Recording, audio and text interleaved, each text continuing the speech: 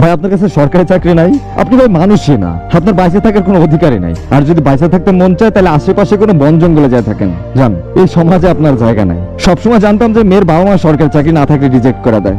শালার এখন তো শুনে যে মেয়েরাও নাকি সরকারি চাকরিজীবী ছেলে যায় প্রেম করার জন্য। এটা একটা দুটা ভাইয়ের জীবনে কল্পনা, এটা আমাদের 90% ছেলের জীবনে কল্পনা।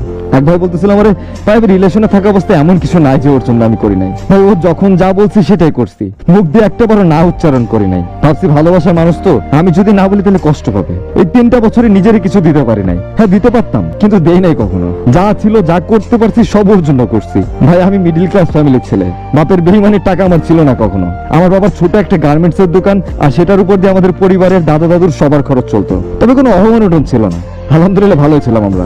আমি ইন্টার থেকে প্রাইভেট পড়ানো শুরু করি নিজের পড়ালেখার খরচ চালানোর জন্য, কারণ আমার কাছে ভালো লাগতো এটা। ইন্টার সেকেন্ড ইয়ার থেকে আমাদের রিলেশন, গিফট পেলেও অনেক বেশি খুশি হইতো, তাই সবসময় চেষ্টা করতাম ওরে কিছু দেওয়ার জন্য যাতে ও খুশি থাকে। তাই যখন যত টাকা চাইছে দিচ্ছি, না বলি নাই কখনো। 3টে বছর আমি কোনোদিন ওরে তুমি থেকে তুই বলে ডাকি নাই। তবে ও অনেক খারাপ ব্যবহার করছে আমার সাথে, আর আমি সবসময় মেনে নিতাম।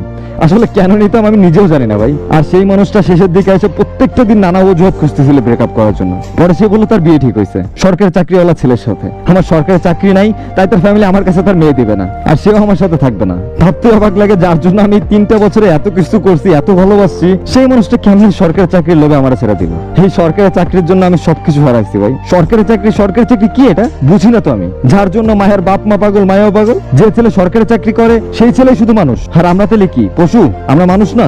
বাংলাদেশে বর্তমানে সরকারি চাকরির সংখ্যা আছে 15 লাখ। এখন আমারে বলেন বাংলাদেশে মোট কত ছেলে আছে?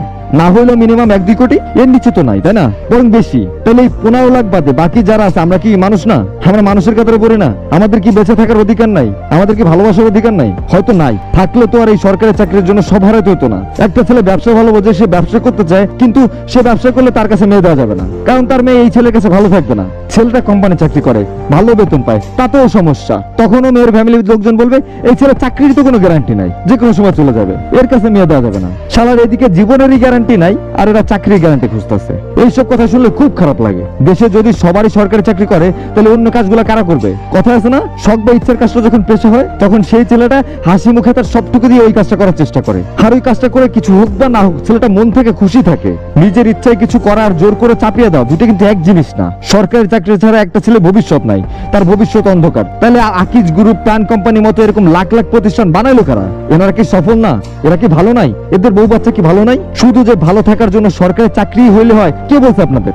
যদি সরকারি চাকরি ছাড়া কোনো ভালোই না থাকতো, তাহলে যে ছেলেটা রিক্সা চালায় তার ঘরে বউ থাকতো না। ভালো থাকার জন্য ভালো মনে মানুষ হতে হয়।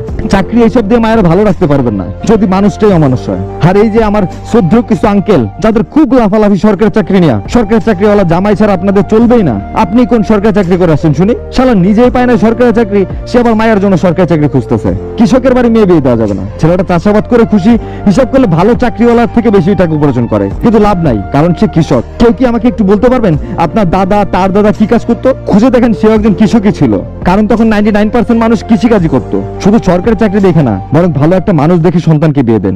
এমন একটা মানুষের সাথে বিয়ে দেন যে সারা জীবন আপনি যেভাবে আগলায় রাখছেন, ঠিক সেও সেভাবে আগলায় রাখবে। তাহলে কোনো মেয়েই অখুশি থাকবে না। ভালো থাকবেন সবাই, আল্লাহ হাফেজ।